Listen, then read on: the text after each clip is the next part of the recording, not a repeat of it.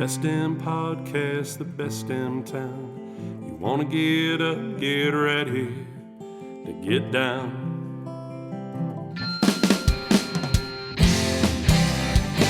With its big wide sky and the wild river Thames,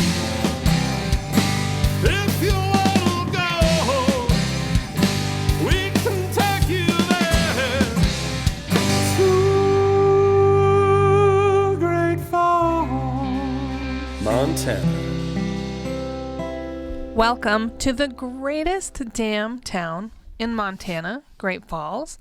I'm your host, Rebecca Ingham, and I'm no damn expert, even though the title of our podcast is We're No Damn Experts, but it feels weird to say we're no damn experts when Maddie's no longer with us, but I'm no damn expert.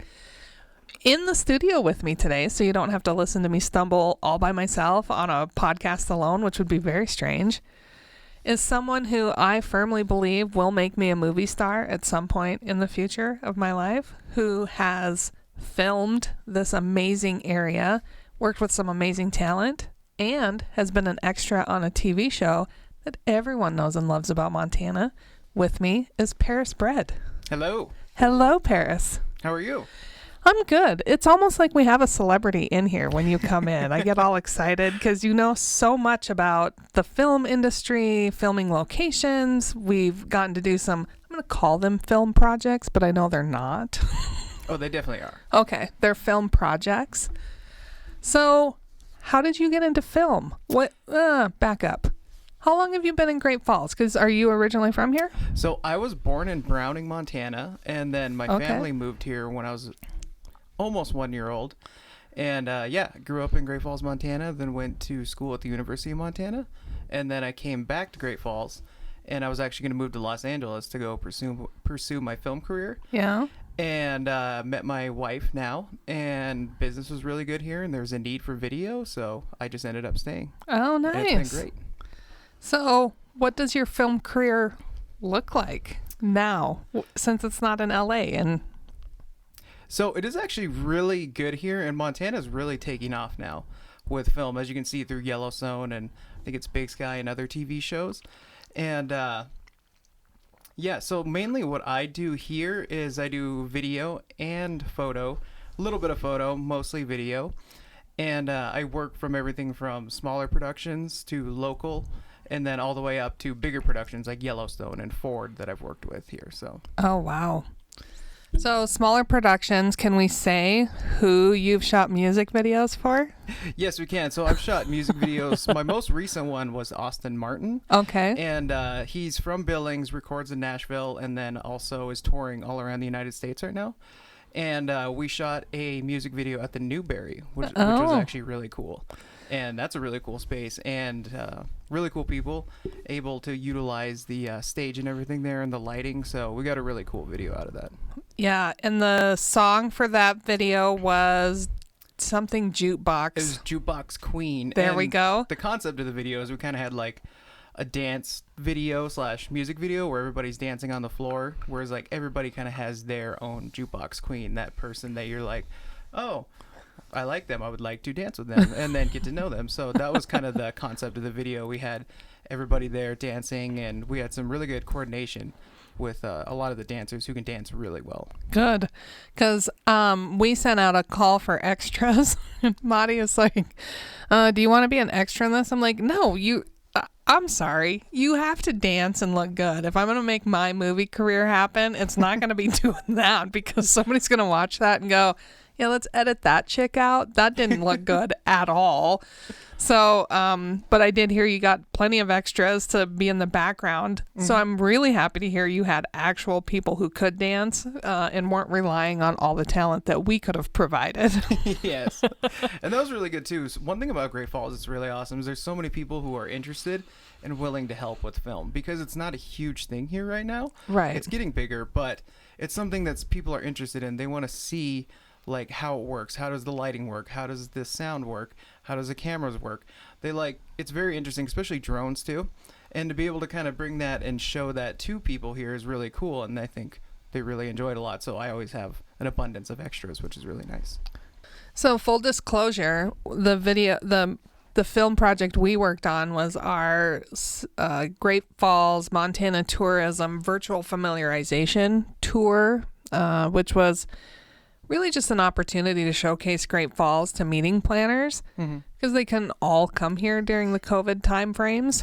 So we enlisted Paris to say, show this community in the best way possible. And it was amazing. We had great reviews and only took 7 years of your life to try and get that done.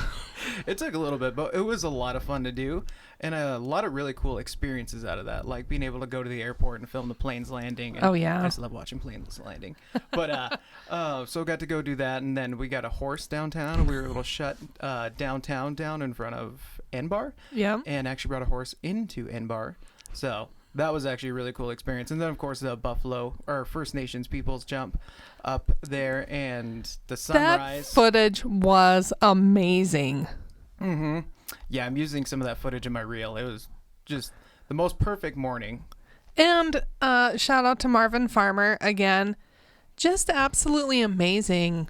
The story that Marvin was able to tell, and I don't know if he sat at home and rehearsed that, but it didn't seem rehearsed. It just seemed authentic to the story he would tell about the area, which is amazing. Yeah, absolutely. And there's a lot of Native American culture in this area, as well as we saw from the video. And I'm actually Native American myself. I'm Blackfoot and Apache. So it's always cool when I get to work on projects like that.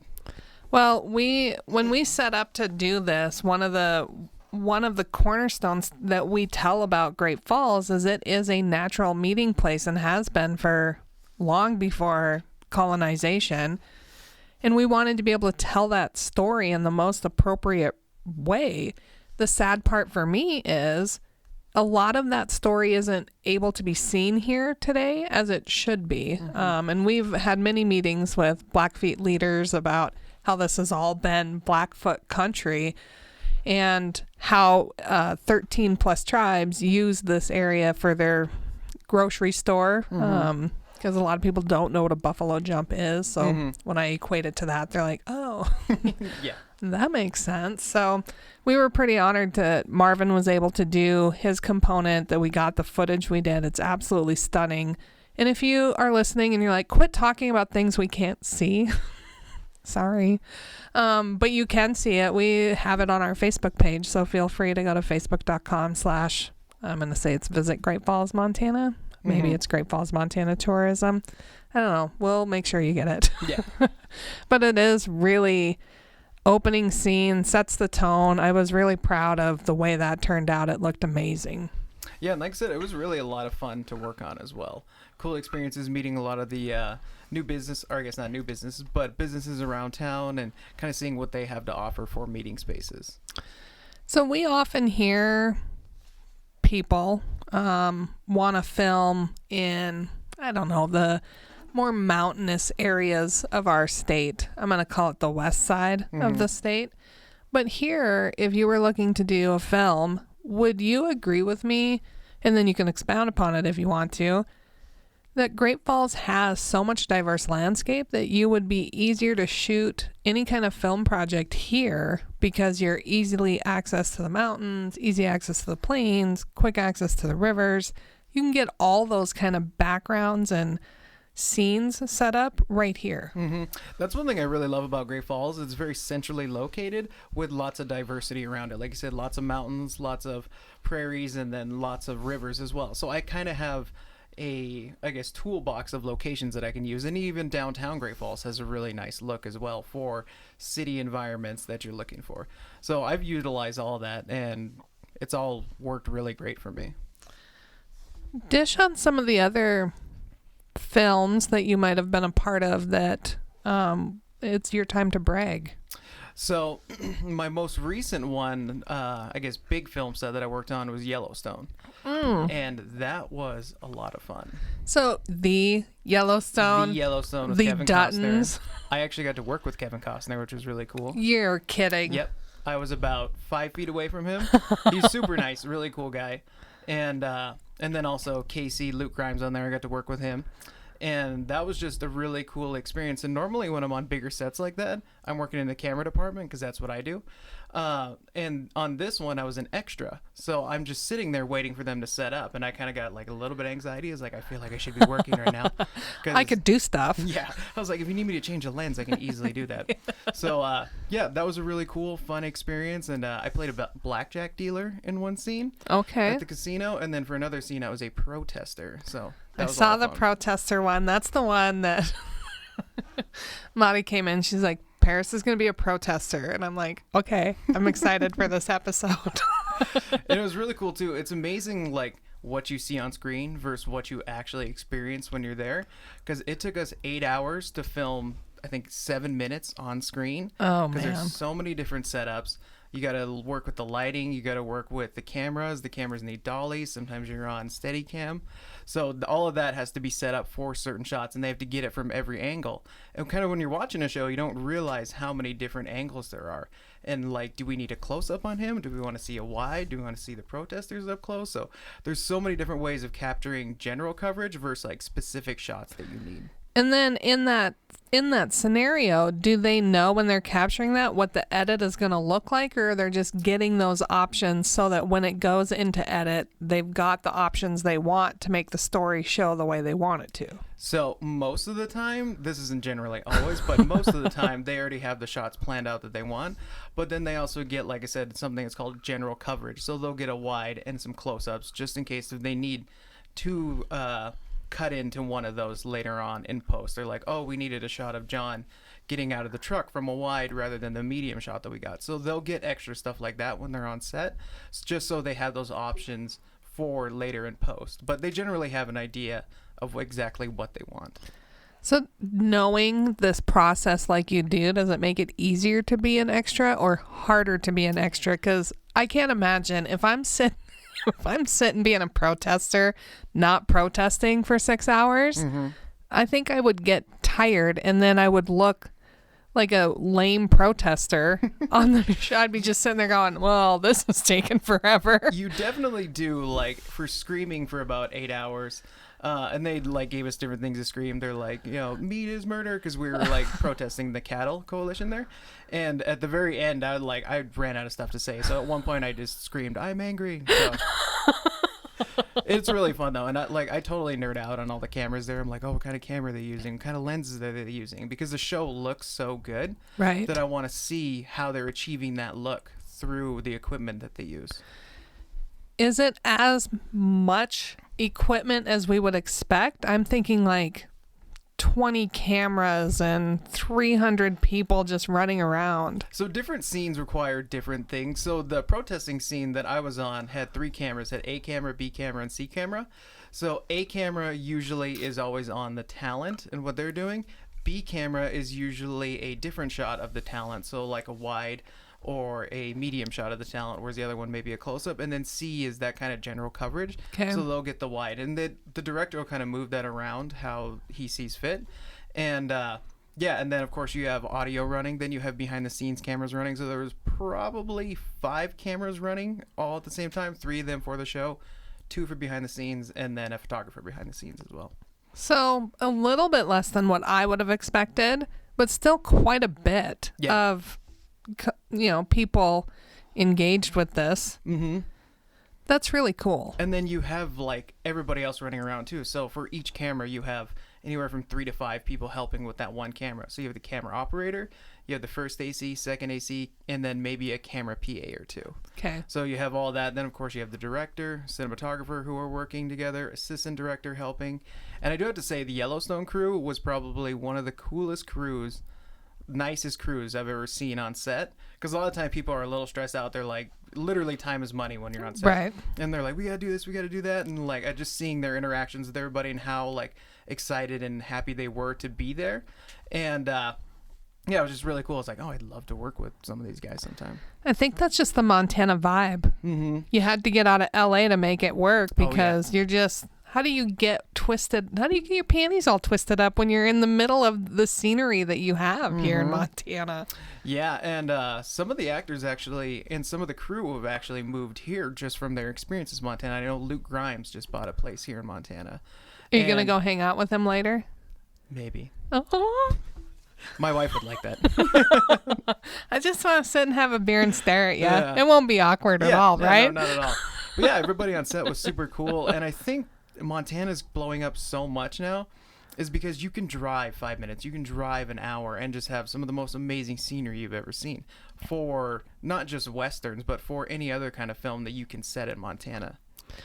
And we've had a lot of different films set in Montana, but even specifically Great Falls. I know one of our greatest claim to fame is one, Thunderbolt and Lightfoot, which everyone knows. Very few people know. And that's because of the age. I think it was an early Clint Eastwood film. I want to say it was done in the 70s. My husband remembers it. I've never heard of it. Yeah. I'll have to go watch it now. Yeah, go watch it. It's a lot of Great Falls scenery. And my husband tells me stories. He remembers when it was filmed. I mean, he was little then. And I just look back and, you see Clint Eastwood today. He still looks good. Yeah. Except for Cry Macho. I wasn't a fan of that movie. I did not see that movie. Oh, it was... wasn't my cup of tea, I should say. But he was a lot younger when he did Thunderbolt and Lightfoot. And you see a lot of the components of... Paris Gibson Square Museum of Art is featured in it, and our downtown is featured in it. So it's a lot of components of Great Falls. And then we have the famous Canada scene from The Departed. That's not correct. I'm going to have to remember the name of that movie, but it was pretty big. They used the Hardy Creek Bridge down at Wolf Creek. And it was an exchange scene in Canada. I know other people are just screaming at us. The Untouchables. Oh, yeah. That's what it is. The Departed. I was going to say, I'm pretty sure The Departed was in New York. I know it was the name of a movie. This was The Untouchables. Gene Hackman was in it. Really famous scene. And that's our bridge just south of town here. And then we've mentioned on the podcast a number of other local filmmakers that have done films in this community. They're not big budget films. Eric with Ectophi, I think I'm saying his name right, has done some horror movies in the Cascade Public School System, I think is where he filmed that. Nice. So the first film I actually worked on was a horror film. Oh, yeah? And it was 5 days straight of about 15 hours a day from sundown to sun up. That's a lot. It was a bit. It was a really cool experience, but yeah, it was a bit of work. And on that set, I wasn't in the camera department yet. I was just a grip, and grips are usually the grunts of the set, so they'll run around, help set up stands for lighting, set up tripods, all that kind of stuff. And then I actually got promoted to best boy on. I've always wondered what the best boy and best girl were. So the best boy and best girl are they're in charge of electric and running wires and whatnot. So they work with Genie, which is grip and electric, and so yeah, I was in charge of running wires and making sure that the wires aren't crossing, make sure they're taped down and all of that. So kind of not totally in charge of electric, but helping with a bigger part of it. Where do these names come from? Best boy, best girl. Oh man, early days of Hollywood. I don't know exactly where a lot of them have came from, but yeah, then you have like the gaffer who's like in charge of the lighting, and I have no idea where that came from, but I know what a gaffer is. I probably should know that. Well, it's just one of those things, you learn what it is, and then you never really just sit down and think, well, I wonder where that came from. Yeah, and some of the names are wild too. Like obviously the director is pretty, that one makes sense. Self-explanatory. But then for like the little fuzzy thing on a microphone, that's called a dead cat. And it's just like they get like, of course. Yeah, they get like wild or stuff like that, and like tripods are called sticks. Kind of makes sense, but so it just, I don't know, I think they just came from easy ways of like knowing what things are. And even clothespins, just regular clothespins that you would use to clip something, are called C47s. So, and I there's a story behind that, but I can't remember what it is and why they're called C47s. But yeah, so like on set you say we need 10 C47s, and you know instantly what it is. So it's not to confuse like with other things, so it makes it easier. It's kind of a language on set that if you're on set, you speak and you know what certain things are because of that. Does it also then weed out people like me who want to pretend like they know things? No, you could definitely learn it. It's not that hard, but it's just fun to be able to kind of know those things. And I always get people asking me, they're like, oh, what is a grip? What is a PA? What is this? And it's kind of cool to know that and actually be on set and have been one of those things. Well, I think it's neat to have had every kind of experience. Do you want to be the feature actor in a movie? Acting to me was always just like a total side thing. Like, it's where it's like, oh yeah, that would be fun. Like, I would do it. And my mom wants me to be a famous actor really bad. And my wife. But to me, it's never been that big of a thing. It's just kind of a cool opportunity. Because I love working behind the camera. And I love working with cameras. And I'm a total nerd. I know all the cameras. I know all the tech specs and everything behind that. And but yeah, being an actor was always just kind of a side thing. Which I would totally do if I ever got the opportunity. Well, why not? Especially if they're going to pay you a lot of money. Mm-hmm. I would do the number of things I would do for a lot of money, Paris. The list is long. Me too. There's very, very few times where I'd be like, hey, now the downside to that is I'd probably have to be good at whatever it was to continue to receive that money. But I really have that list of just one-time things. I'm going to do this. I'm probably not going to be good at it, so I'm not going to do it again. But I'm going to get money at least one time for it. Yeah. And it's crazy, too, like how many kind of different methods of acting there is. You have someone like Leonardo DiCaprio who can kind of become whoever, or Denzel Washington. But then you have people like Jim Carrey, who's always kind of Jim Carrey in a movie. Right. And that's just his personality. I always thought I could act. Like, I always thought if push came to shove, I can act. However, I'm going to tattle on one of my friends. Jolene, my friend Jolene, asked me one time to help her with a prank with one of her friends about a car being stolen. And she asked me to call this person and pretend I was a police officer. I was so nervous and so scared.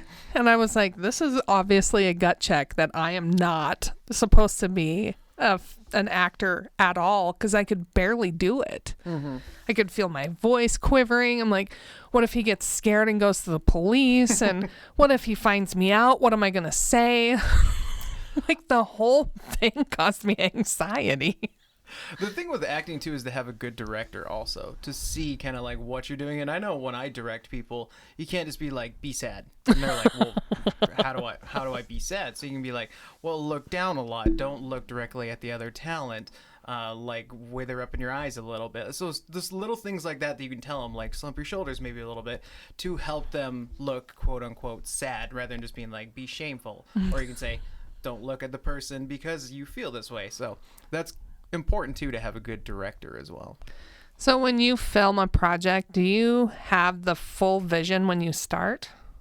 Most of the time, yes. When so I work all the way from like a client telling me we want to do this, and then you just take the rest, which I like doing, and then I kind of build it from there, or all the way from a client who like gives me a shot list and then has a script ready and everything. So I've done like everything in between, to where I can facilitate the whole thing, or I can just be a piece of it. And my favorite is kind of when I get creative control and I can kind of take it how I want. I'm like, oh, we should do this like this, or we should film it like this, or at this time of day to show this. So the project that we ultimately didn't do together was probably going to be the funnest one, because I said, I've got this idea, and you said, let's do it this way, and let's add this, and let's have this happen. And I was like, that's going to be amazing. Mm-hmm. Yeah, like I said, my favorite is when I get creative control, which is just extra fun for me, because then I can obviously do what they need, but do it in kind of a cool, unique way that it may not be done by someone else. So we've been talking about, you talk about clients. Is there ever a component where you're just going to develop your own film, your own series, your own, I mean, because that takes a lot more work. Mm-hmm. And then there's the writing, the casting, the directing, the filming, the whole component. Do you ever see yourself doing that element of the creative spectrum? So I'm actually writing a short narrative film right now. I've been writing it for about 6 months. and it'll take place in the woods. It's kind of a horror film and kind of a thriller, and I don't want to say too much about it, but it involves like Native American black magic from the Southwest and stories that my grandmother told me, and kind of incorporating some of those stories into this. So Well, I don't think you need to say much more than that. That's going to be amazing. so yeah, it should be really cool, and I'm excited to do that. And then that's something also where I have creative control again, and I can kind of make something my own, because I do a lot of commercial work. That's kind of obviously what pays the bills, Right. and it's also fun. But just being able to create something from the ground up and being able to have my own vision of it, which is also cool with music videos, and why I love working with Austin and Ches and Jacob LaRock, because a lot of the time they just let me kind of do whatever I want. And they love it every time, so Right. I'm excited about that. Well, I think when you build that reputation and then they say, hey, do this, you're like, this is the way I'm going to do it. Sounds good. Like, well, Yeah. why are you even asking us? We have no expertise in this at all. Yeah. So when you are working on your project, obviously you're scouting a lot of locations that you want to consider for each scene. What's it like to scout a location around here? So, as I grew up around Great Falls, so I know a lot of the good locations. And like I said, you can drive 30 minutes and be in the mountains from here. You can drive 10 minutes and be at a great river location. You can drive 5 minutes and be downtown at a really great downtown location. So it just really kind of depends on what the client wants or kind of what they're looking for. And like I said, I just have a toolbox of locations that I can use here. Does anybody who watch what? I'm going to start that over because that all started to come out wrong. When people watch what you've produced or made, do they look around and go, where was this filmed? And you tell them Great Falls and they are just shocked by it? Because I will preface that with, I watched the Austin Martin video that was filmed at N-Bar. Mm-hmm. Yes. None of that looks like Great Falls. And I know it is.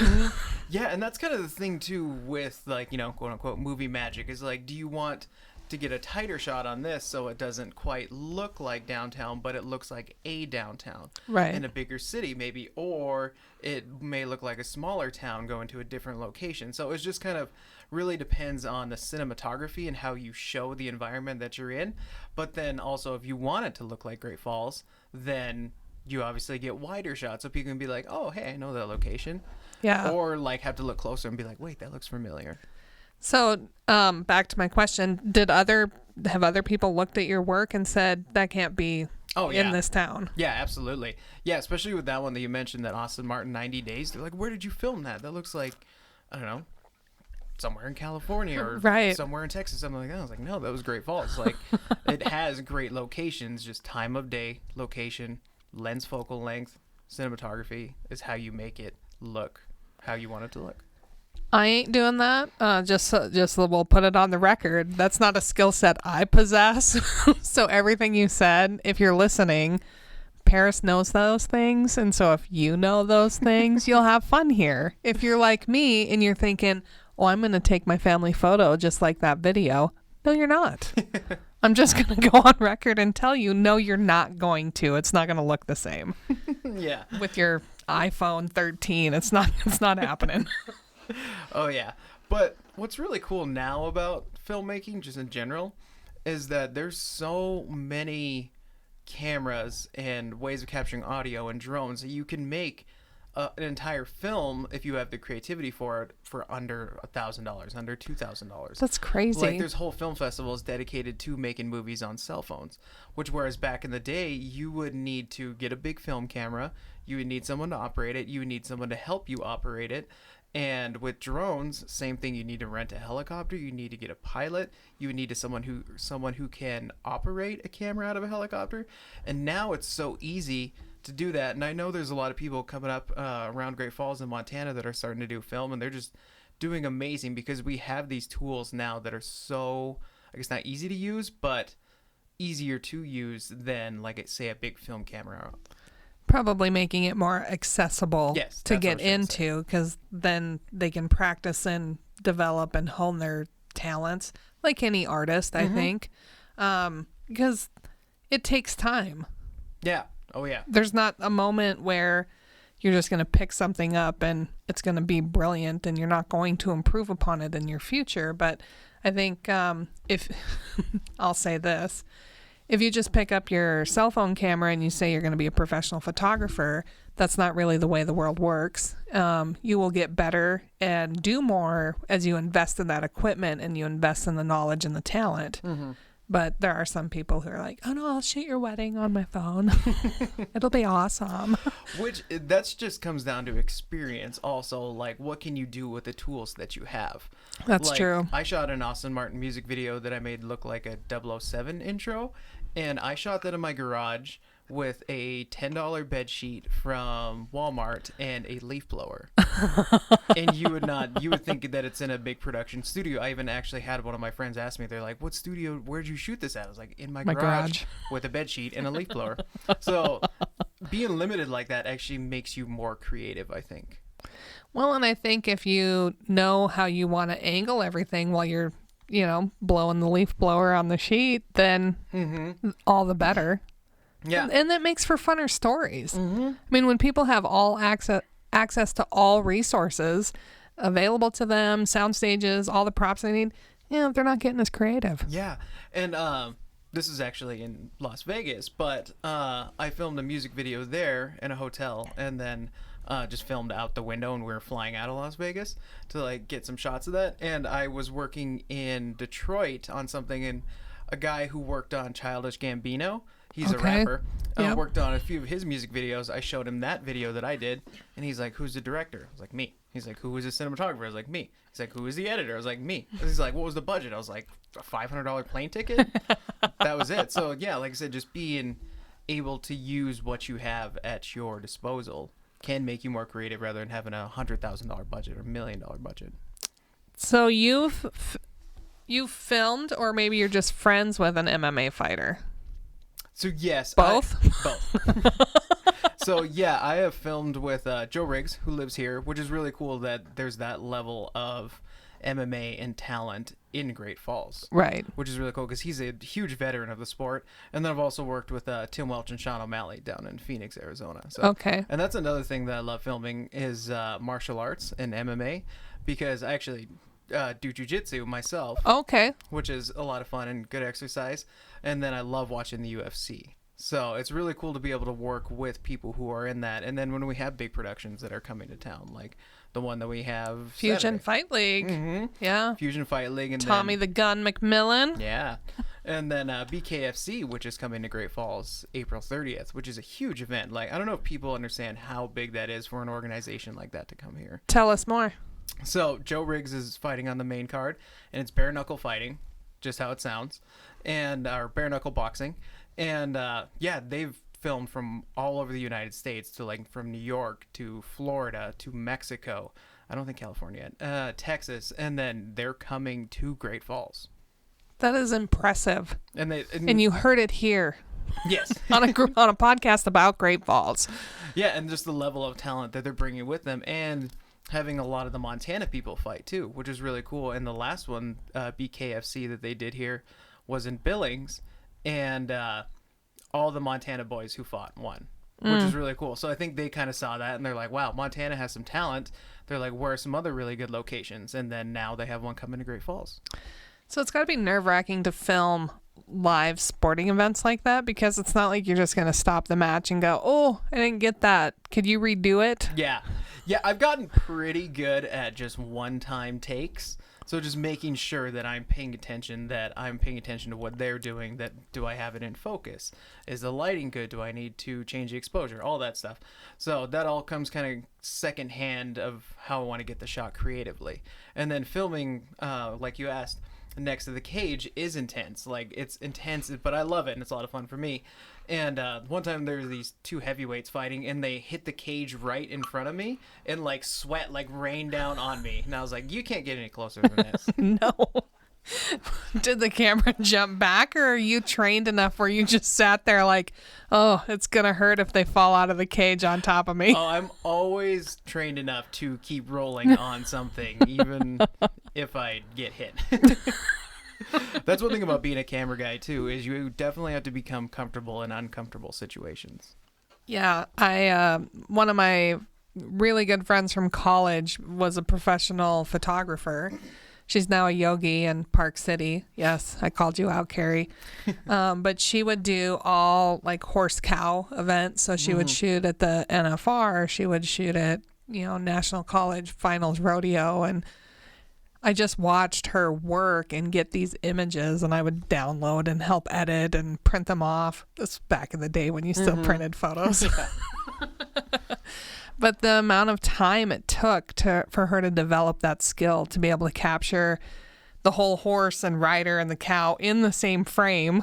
Because I've tried to get those shots. I'm like, missed the cowboy's head, or didn't get the horse's feet in that. So there's a lot of time it takes to hone in on that skill, I think. And same with filming. There are so many times I don't even film anymore. Like, people are like, get your camera out. I'm like, no, I'm not your person. Yeah, with that too, what I always say is, like, just learn the technical stuff as much as you can and experience it. So then that takes a back seat to the creativity. So you're not missing a shot because you're thinking, like, what should my aperture be at? How should I frame this? Just so you know when you're there what you want to get and how you want to get it. And it, like I said, it should be almost second nature to like dial in the settings and figure that out so you can get what you want to actually create. So we've talked a lot about cameras and filming. When you're not doing this, which I just hear a lot of passion for you for doing this. I don't know if there's a moment in time when you're not doing this. I'm a total nerd. I was going to call you a nerd, but I didn't want to offend you. I'm totally a nerd when it comes to cameras and drones. I'm a business nerd, so you want to talk spreadsheets and numbers, I get really excited about that. We'll be a blast at a party. Oh yeah, definitely. So what do you get to do when you're not working on camera stuff? So I really love snowboarding. My wife snowboards also, so we always go snowboarding at Showdown, which, if you ask me, is one of the best mountains that I've ever been to, and very cool little mountain. And then in the summertime, we're surfing behind boats. In Montana? In Montana, yeah. When people, I have some friends from LA. They're like, "Oh, what'd you do today?" I'm like, "Oh, I was surfing." They're like, "You're surfing?" Because like they think LA surfing, right? On the ocean. And here, like, yeah, you can get on the boat, or there's natural waves that are created in certain places that you can surf on also. So when you don't think of Montana, you don't think of surfing, but that's a ton of fun. I go out with my friends and do that on their boat, and then also I ride a one wheel, so I like to zip around on that. One wheel. Is that the more modern term for unicycle, or is there something else that... It's a little bit cooler than unicycle. It's kind of like that. So it's like a board with one wheel. Oh, okay. So it looks like a skateboard with the one wheel in the center? Yeah, one big wheel, and then it has like a gyro thing that like keeps you stable on it, and then you just ride that around. So that does sound really cool. Yeah, and then training at Joe Riggs in Great Falls Brazilian Jiu-Jitsu as well for fun. That's all good fun stuff. I did get a really great mental picture of you riding a unicycle around Great Falls.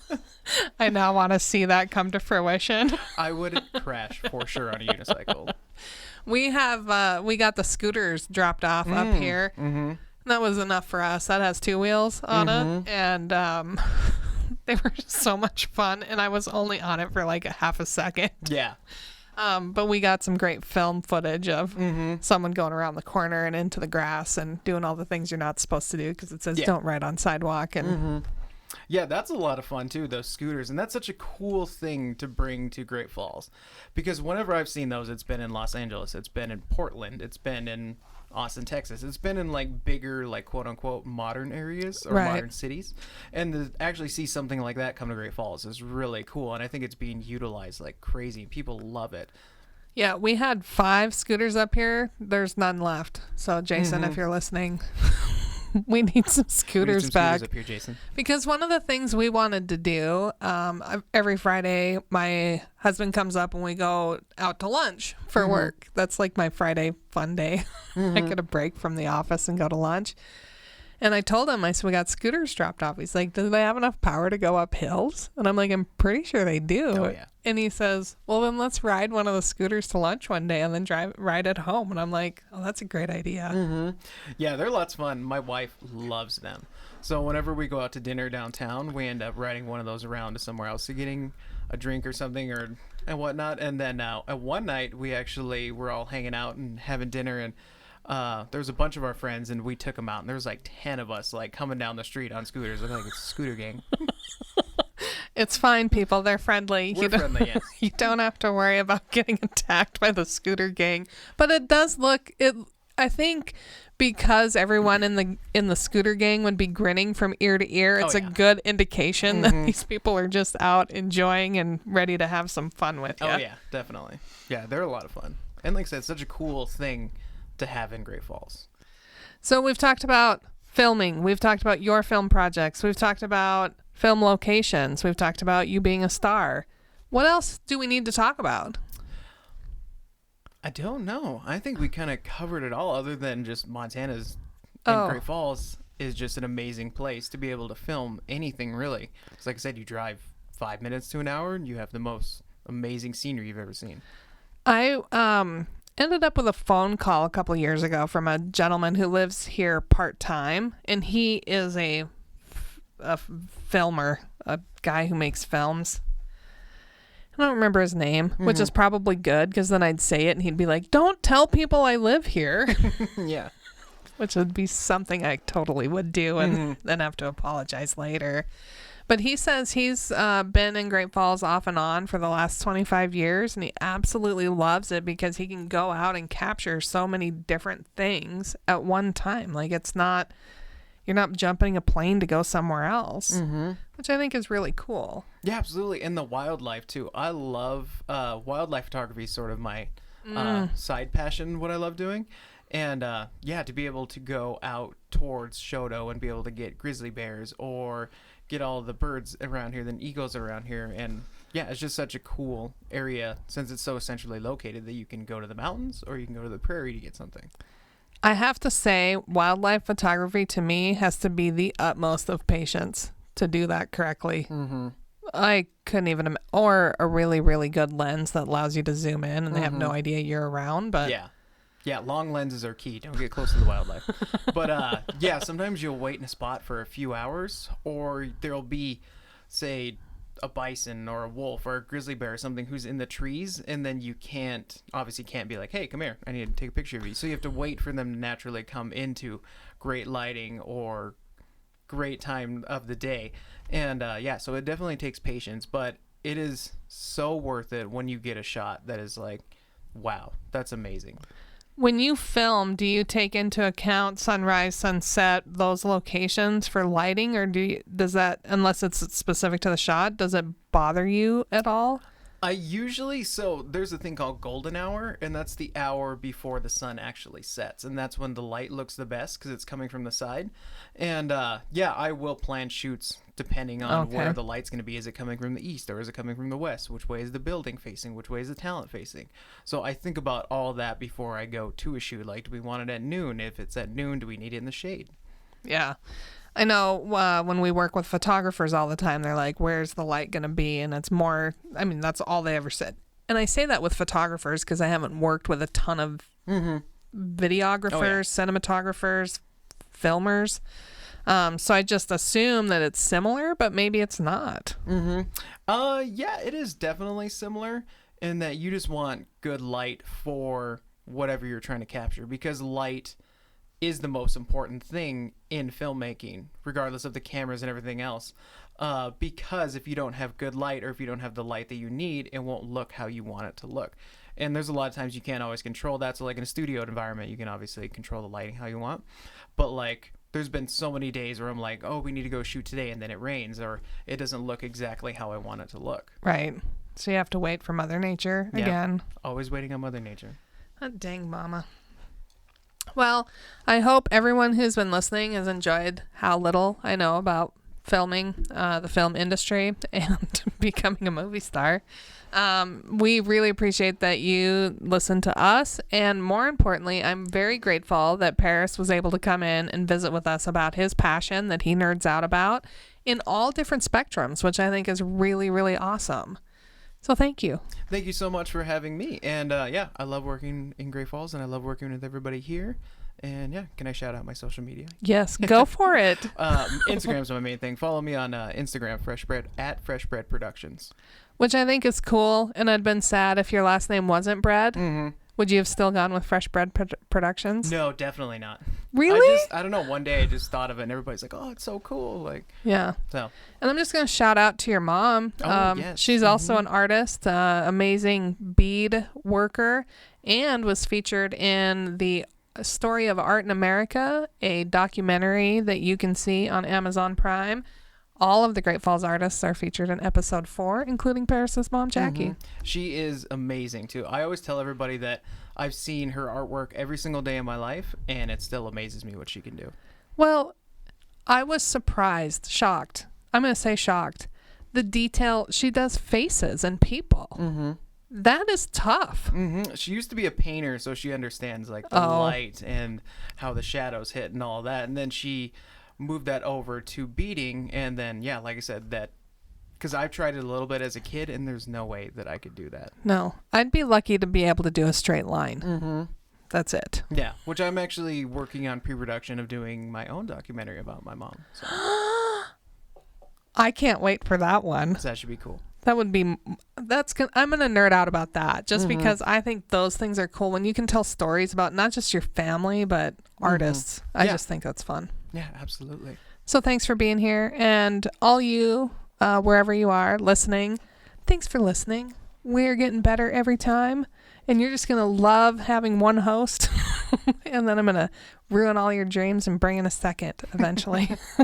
So until we see your bright, smiling, happy, healthy, beautiful face here in Great Falls, we're sitting here at the base camp at 15 Overlook Drive waiting to help you plan your trip to this beautiful base camp of art and adventure.